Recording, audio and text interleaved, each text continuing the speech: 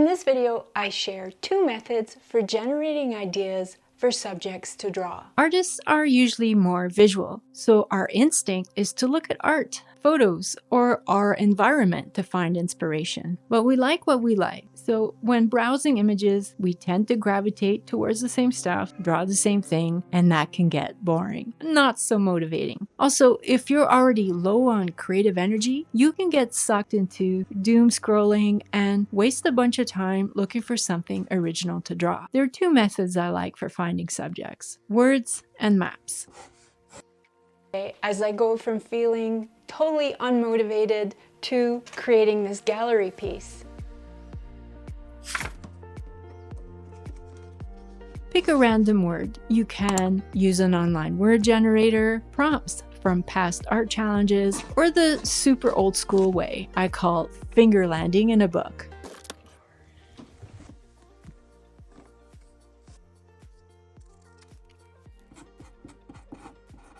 Write down 20 plus words from your search on strips of paper.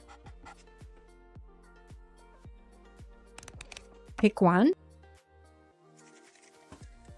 From the selected word, you build a scene for your illustration using the who-what model. Who, that's your main subject. We picked a duck. Is this duck a cartoon, a creature, monster duck, or an actual duck? What kind? Or is it an object, like a toy duck? What is the action? So what's going on with your duck? What is the story? Depending on how you answered the first question, the rest follows. Regardless of the subject you chose, you can go even further to elaborate on your concept. When, that could be the season, the timeline. Is it modern day, past, or future? Real life, or fantasy? Where is the location, the setting? Is it outdoors, in a spaceship, or out at sea? Why? This could be why you're doing the art. Is it a commission or skill practice? Determine why you're doing this project. Answering this will also help determine the format and the medium. How? That's your selection of tools and supplies, and also how much time you're willing to spend on this project. The cool thing about the prompts in a jar is that you can use those words over and over, even combine them if you really want a challenge.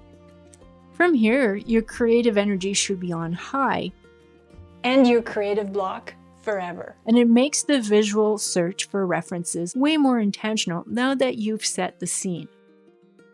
The second method is a mind map exercise. This is what I used to create this piece. It started with an invitation to participate in a gallery show happening at the end of May. At the time, I was mentally exhausted, swamped with other projects, but didn't want to turn down the gallery. The given theme was oceanic source. So good, an ocean theme, that's a starting point, that's my word.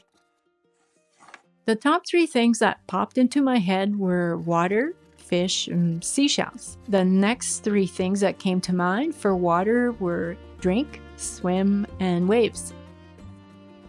Next word, scales, tail, and swim again. For seashell, I thought pretty, shiny, and beach. The 3 words that inspire me most from that map exercise were swim, came up twice, so it must be good, pretty, and beach, which made me think of mermaids. And those are the 2 ways to come up with a subject, a complete scene, and spark ideas for how your piece is going to look overall. For example, doing this map exercise reminded me that May is the Mermaid Art Challenge, so amazing timing. A couple years ago, I did this mermaid illustration. I like the vintage look of that one, so that's the genre I'm going for. I can construct the scene using the who-what model or proceed to gather references. When gathering visual references, if I'm still in brainstorming mode, I also include my master artist influences. I've been looking at John William Waterhouse paintings. He has mermaids and tragic ladies. I could illustrate a mermaid in her land form, so she's beached and not in the water. Pinterest used to be my go-to for reference searches, but it's my absolute #1 go-to source for finding references and inspiration. But over the past year or so, myself and a lot of other artists have noticed that Pinterest quality has been declining significantly, and it's all thanks to AI. Sadly, I've lost trust in this resource.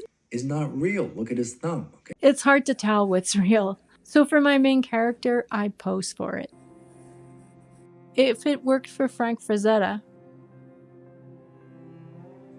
Then I went straight to thumbnails, trying different layouts. My pose works if she's lying on a log or slumbered on a tree. I'll leave the lower half of her legs in the water, sort of like this Barry Windsor Smith painting of Icarus, where he's half submerged. It's an ocean theme, but I'm more excited to do a forest, something dark and tragic, as long as my character is siren-like and there's water in it. Inspired by this bluish painting, again by Master Barry Windsor Smith. I love this one too, with the vegetation growing around the character. I also looked to Master Franklin Booth for ideas on how to arrange the values. For the setting, I dug into my folder of nature images. These are photos that I took on my walks to use as references. To quickly summarize, after research and thumbnail sketches, I typically do a pen study to explore the hatching style. I skipped the study today and went directly from the thumbnail to the underdrawing. For the underdrawing, I aim to capture the position of the main subject and structure of the composition.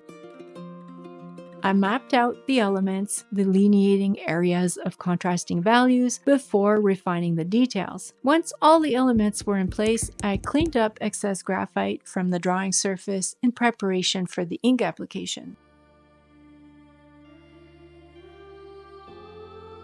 I inked the main subject first, then left to right, front to back in sections on the picture plane.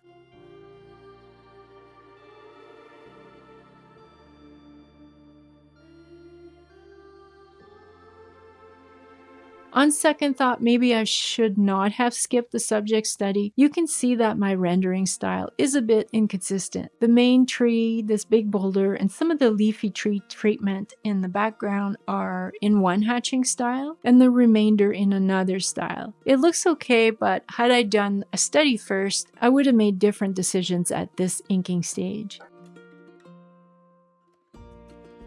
After the ink dried for 24 hours, I went ahead with color. The night scene moonlit color palette helped to unify the rendering style, so I'm satisfied with how this piece turned out.